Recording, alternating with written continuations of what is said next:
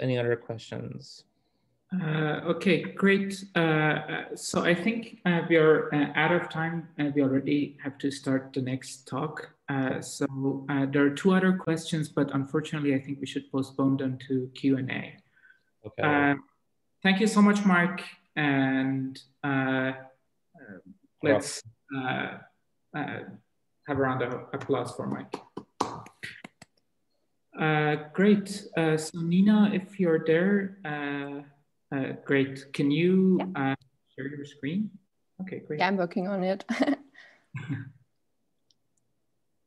Yep, I'm still fighting with Zoom, I guess, but no, I should. Perfect. So let's start. Hello, everybody. I'm Nina Kersting, and today I want to present my work on collective behavior and rarely interacting systems with special focus on time-dependent anisotropic flow cushions. I perform my work in collaboration with my supervisor, Professor Nicola Borghini, and my colleague Hendrik Roch, who's sitting here in the audience as well. Well, I would like to start with a short motivational part, so let's do so. What you can see here on the left-hand side is the initial state of the heavy ion collision. So we have these two incoming and colliding nuclei. So what you can see here is the transverse plane. This overlapping region can be characterized by the so-called initial eccentricity, so the ellipticity, triangularity, and quadrangularity. Well, what one measures are observables. One of the main observables are the so-called anisotropic flow cushions. So we have a V2, a V3, a V4, and so forth, and so on. I guess they already have been very nice included by Jun Chen already at the very first talk this day. Right. What one needs is a good theoretical description starting from this initial state eccentricities to calculate, in my case, anisotropic flow cushions. So there are different tools on the market. One tool which is often used and works quite well, so it describes the data quite well, is hydrodynamics. One that's chosen because we think that the particles which are created in the heavy ion collisions do interact a lot, so that we can talk about collective behavior. In this case, we are talking about an average number of collisions per particle, which is much greater than 1. What is quite interesting is that one could also use kinetic theory, and even in the few collision regime where one only allows for less than 1 collision in average per particle, is that one ends up with anisotropic flow cushions. Well, as you now already may guess, I'm working in exactly this regime. Of course, you may now ask why the heck is Nina using kinetic theory as long as there are tools like hydrodynamics on the market which describes the data so well. Okay, my answer is thanks a lot for this question. It's good to use kinetic theory whenever the applicability of hydrodynamics is questionable. So we can think of small and dilute systems, which are, for example, created in ultra-peripheral AA collisions, AP collisions, or PP collisions. All right, with that, let me come to the leading question of the talk. How do anisotropic flow cushions evolve in time with special focus on these various initial eccentricities? All right. So with that, let me come to the second part of my talk, where I present the methods I'm using or we are using to you. Well, I'm working or I'm performing purely analytic pen and paper calculations. So I'm dealing with a toy model. I told you already that I'm interested in the anisotropic flow cushions with dependency on time, and therefore I write down this typical formula to do so. Here's a phase-based distribution function included. All right, then I told you that I want to apply kinetic theory, and therefore I choose the classical relativistic Boltzmann equation without external forces as equation of motion. This Boltzmann equation is written down here. And of course, the phase-based distribution function has to obey this Boltzmann equation. There we have the freedom of choices. So here on the right-hand side of the Boltzmann equation, For example, if I would like to describe free streaming particles which do not interact at all, I would simply set this collision kernel equal to 0. Another possibility is to choose RTA, so relaxation time approximation. For example, Sören talked about it yesterday. Well, what I'm using is the loss term of the 2-to-2 elastic collision kernel only. We will later see why that is the case. Well, next I told you that I perform my calculations in the few collision regime. With that, I'm allowed to expand the phase-space distribution function around a free streaming distribution function, which is here denoted via the 0 in the index. The nice fact about the free streaming distribution function is if I know it for some time t, so let's say initial time, so in my case 0, I know it for all other times via this very nice relationship here. Due to the fact that I want to perform these pen and paper calculations, I restrict myself to first order and the number of reschedulings. All right, so with that, we know the keywords we need to understand the following talk, so the rest of the talk. What is needed or what I need as input for my calculation is an initial distribution function, so where these initial eccentricities are included. What I want to show you here is how it could look like in position space.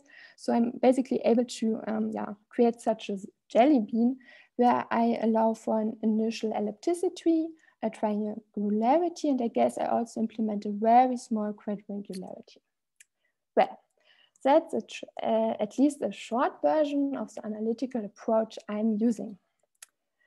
But I told you that I perform my work in collaboration with my colleague Henrik Roch, and what is he doing is that he uses a code which was initialized by Jean-Yves Olitro and Clément Gombeau a few years ago. In this code, elastic 2-to-2 scatterings are considered, which means that basically loss and gain term of the Boltzmann equation are mimicked. Henrik rewrites the code so that he can include 2-to-0 scatterings. That means that he's basically able to mimic the loss term. What does it mean? So we have two incoming particles which collide and are inactive for the rest of the simulations afterwards. If we then have a look at the observables, these inactive particles are not considered. Well, Henrik does not need to restrict himself to the first order and the number of rescatterings, so naturally all orders and the number of rescatterings are included into this code.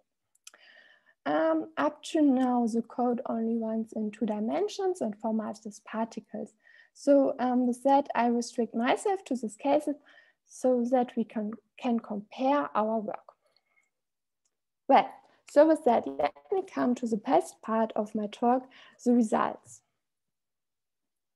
All right, first of all, as a little appetizer, I would like to show you our results on V2. I would like to draw your attention on this analytical formula. Due to the fact that I perform this pen and paper calculations, I'm able to write down such a formula. What you can see here is that V2 depends linearly on the number of rescatterings, so that's no surprise because I told you already that I restrict myself to this first order and the number of rescatterings.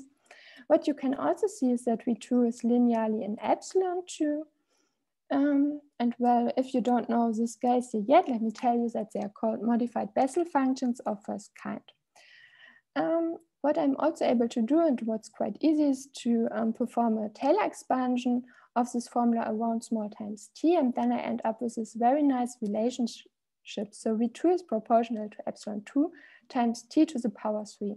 So if you are able, so please keep this formula in mind. We will see it later on again. Well, now you may ask, how does it look like? And my answer is you should simply have a look at this yellow curve here, which represents the outcome of the analytical calculations.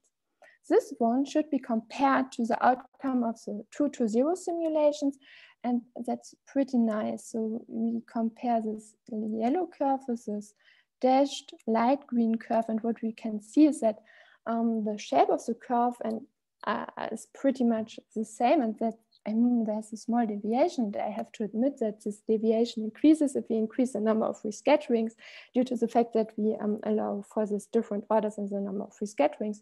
But well, I mean, we are working with two totally different approaches and we end up with this very nice results. So I really love it. Next, we should compare the outcome of the 2-to-0 simulations with that of the 2-to-2 simulations. Which is given here in this dark green dotted line. So what we can see here is that already most of the V2 signal is created by the loss term. Only this small deviation stems from the gain term, and that's quite interesting. That means that the loss term dominates the signal for V2. And yeah, we had a look at it and we found that this holds true as long as we are dealing with a number of rescatterings which is smaller than 0.35. That means for the numerical simulations, so for the 2-to-0 simulations, that already 70% of the particles are inactive. All right, so let me come to the next result I would like to show to you, and that's V2 with dependency on time. Here I only allow for an initial quadrangularity, so an epsilon 4. Okay, well, again, I'm able to write down such an analytical formula. Again, we find a quite lengthy expression, but again, I'm able to expand it around small times t. So that we end up with this very nice proportionality. So V4 is proportional to epsilon 4 times t to the power 5. And if we now have a look again at the different curves, which stems from the different approaches, we see again a very nice agreement for this very small number of rescatterings. What I would like to draw your attention on is here this interesting oscillating behavior. And to understand that even better, we should have a look at the density plots, which I will show now to you. So this density plot streams from the numerical simulation. So we have 3 different density plots for 3 different time steps, all in the position space. Right.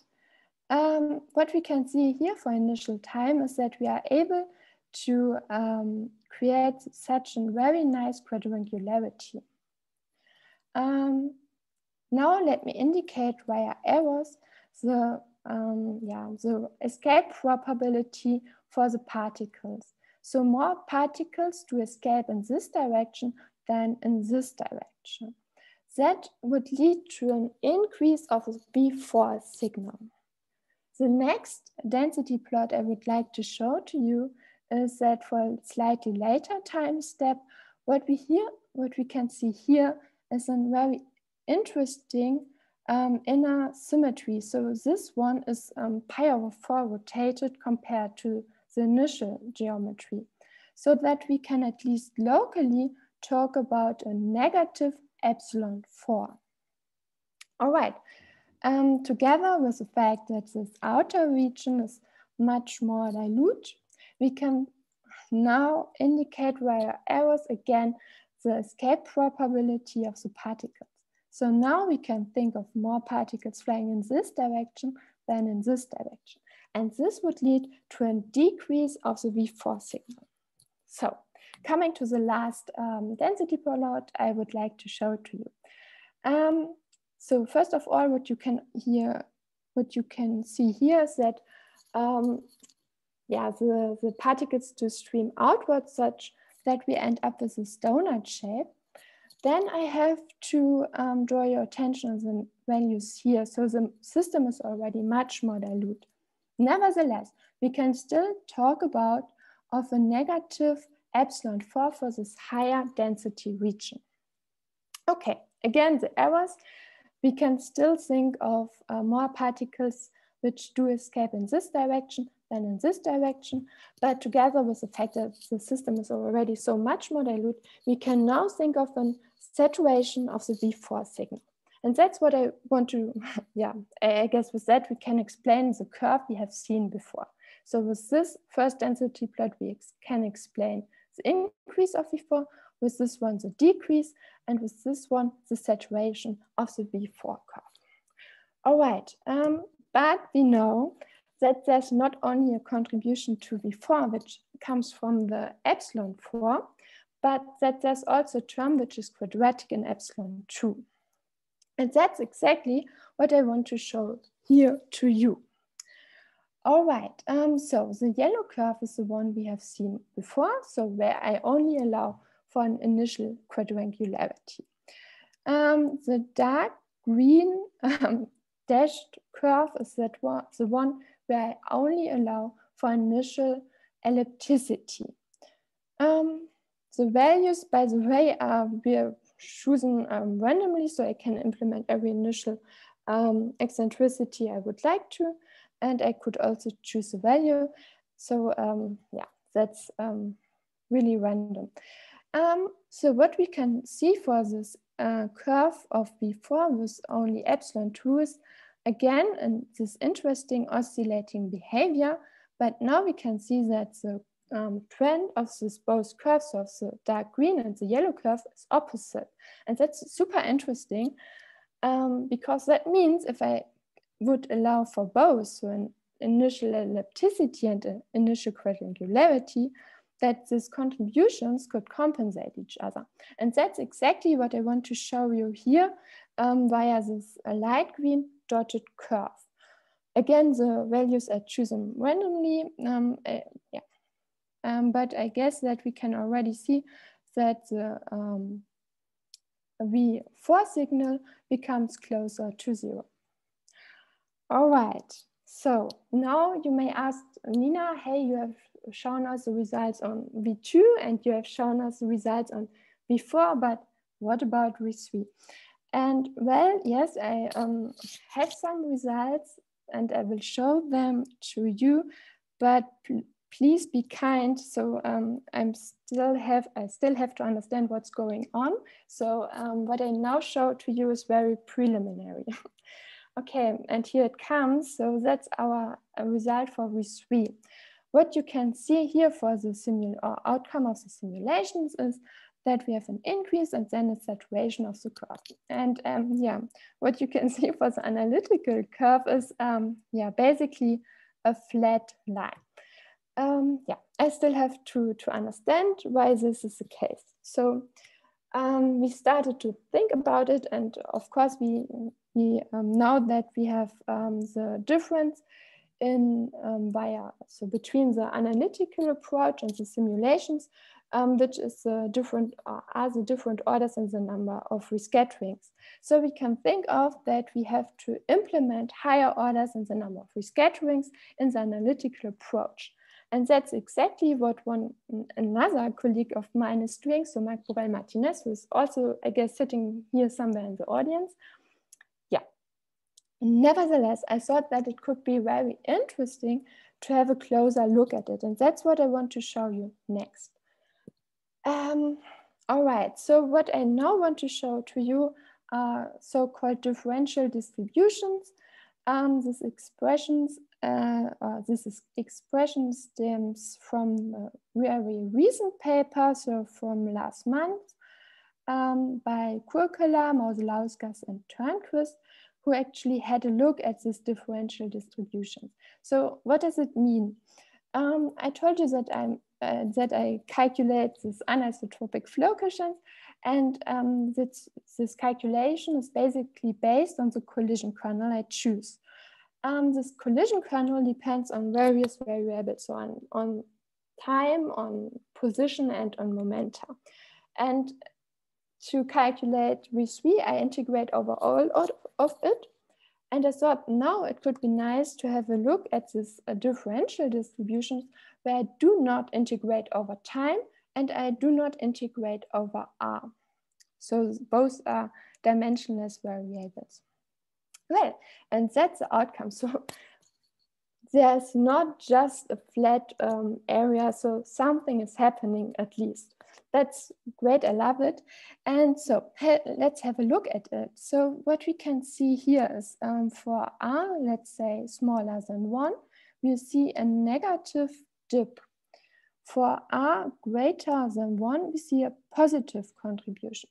And if we now go along a line of constant time t and integrate over r, we can think of these both contributions that they can compensate each other. So that I end up with this vanishing V3 signal.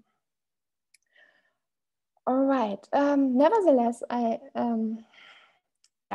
think that there could be much more general physics into it, and so I thought it could be nice to extend this to the other anisotropic flow cushions, and that's what I want to show to you next. So that's the result I've shown to you before, but instead of a 3D plot, I now use a density plot. So if you have a look at this color bar here, we see the negative contribution, so this negative dip, and the positive contribution. And I did the same for V2, V4, and V5, but for V4 only for the, I only allow for the initial quadrangularity. All right. I guess it's quite interesting. So what we can find here for the even distributions is that for small r, we start with a positive contribution, which is then followed here in this case, and here also for V2 by a negative contribution. And that's exactly the opposite if we have a look at the odd distribution. So we have for small r a negative contribution, which is then followed by a positive one. So if we now think back to the oscillating behavior of V4 I've shown you before, we can now think, we can now see it that it's already given here in this case. All right. And Nina, this is your 3-minute warning. You have 3 minutes. That's perfect. Thanks a lot. So the last slide I would like to show to you, because I'm part of the hydrodynamics session, I thought that it could be nice to have some kind of comparison, right? So I'm working with this view collision regime, and so it would be nice to have some kind of comparison to the hydrodynamical regime. And therefore, I asked Hendrik if I'm allowed to show results which comes from his numerical simulations. And he said yes. And so thank you, Hendrik. I'm allowed to show this pretty nice results. So what is Hendrik able to do? He can play around with a number of rescatterings. Up to now, we only work with a very small number of rescatterings so that we can talk about the free streaming of view collision regime. That is given here on the right-hand side of the plot. Now he's able to increase the number of rescatterings so that we end up at this hand side of the plot, which gives a hydrodynamic limit.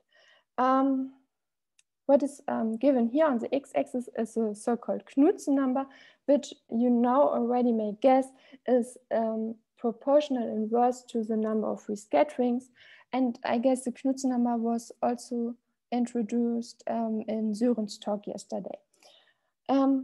So what does Hendrik do? He had a look at the outcome for the anisotropic flow cushions with dependency on time for small times. And then he said, okay, well, let's perform a fit. And what is plotted here is the exponent of the time, so gamma, for V2, so gamma 2, and for V3, so gamma 3. All right.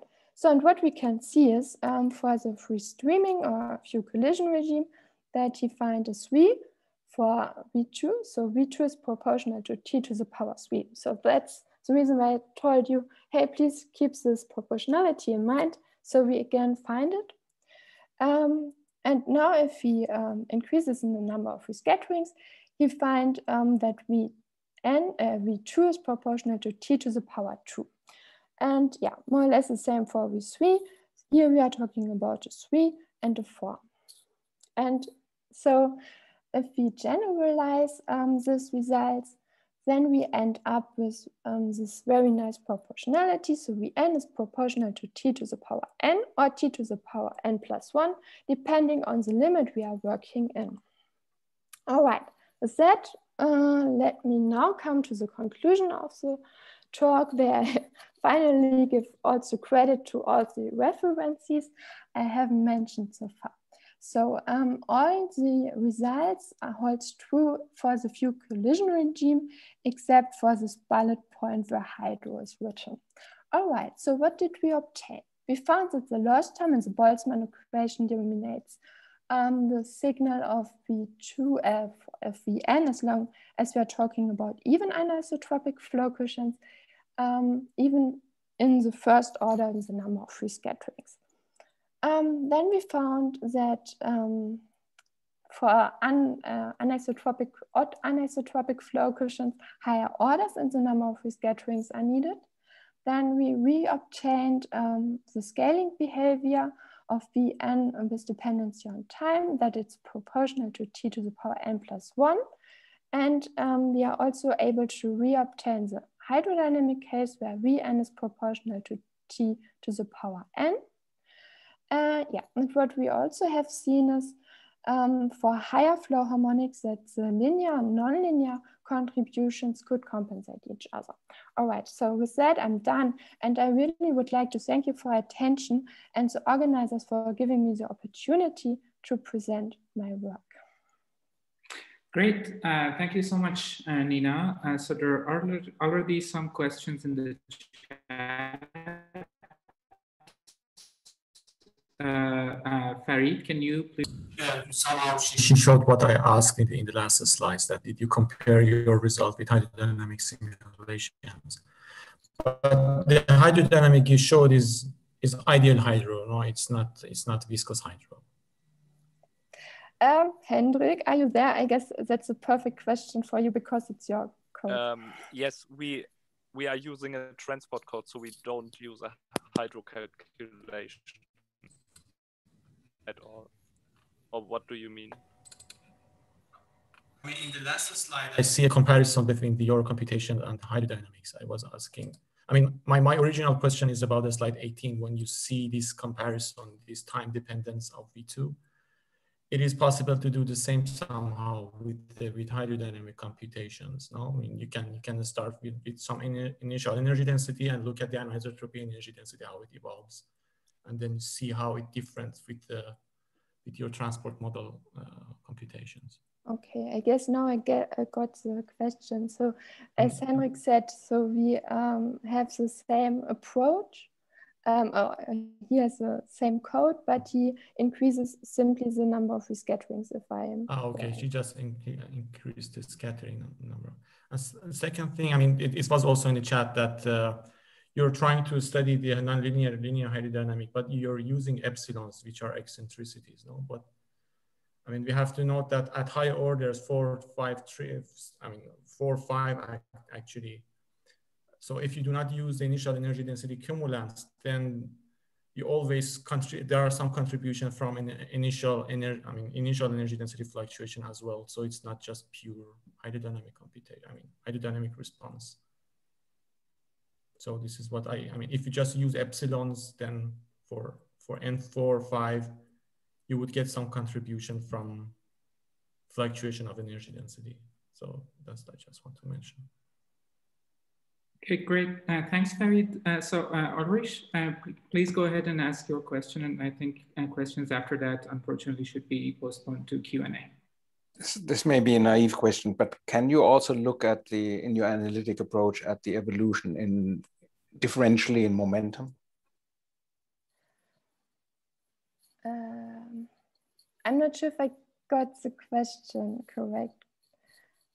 I'm sorry. I mean, the VNs, that the anisotropic flow coefficients, they depend on PT.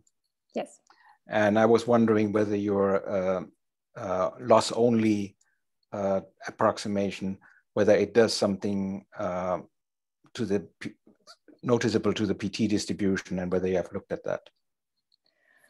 Okay, then I have to say that I'm in this case, working with massless particles, and with the velocity, with the Boltzmann equation, including the velocity instead of the momenta, and then I do not have a dependency on the velocity anymore because the particles are massless, but I perform some calculations where I work with massive particles, and then I have to implement the dependency on the momenta, and there's a real dependency. I mean, in case of these massless particles, no. But you haven't looked at the consequences of that yet when you do it for the finite mass particles. I'm not totally sure what consequences you mean. So for example, when you see the decrease or increase of V2, whether it's because the particles move from one PT region to another PT region. At high PT, the Vn is big. At small PT, the Vn is small. So you can get a decrease of Vn by moving particles from high PT to low PT. This is the kind of the background of my question. Okay, I guess that I up to now perform most of the calculations only for V2. So this decrease increase isn't that so good seen. Yeah, maybe I should have a look at it. Well, very nice talk. Very nice. Thanks. Talk. Thanks a lot. Okay, great. Thank you so much again, Nina, for a great talk. Thank you. Thank you. And with that, Mikael, can you please go ahead and share your screen?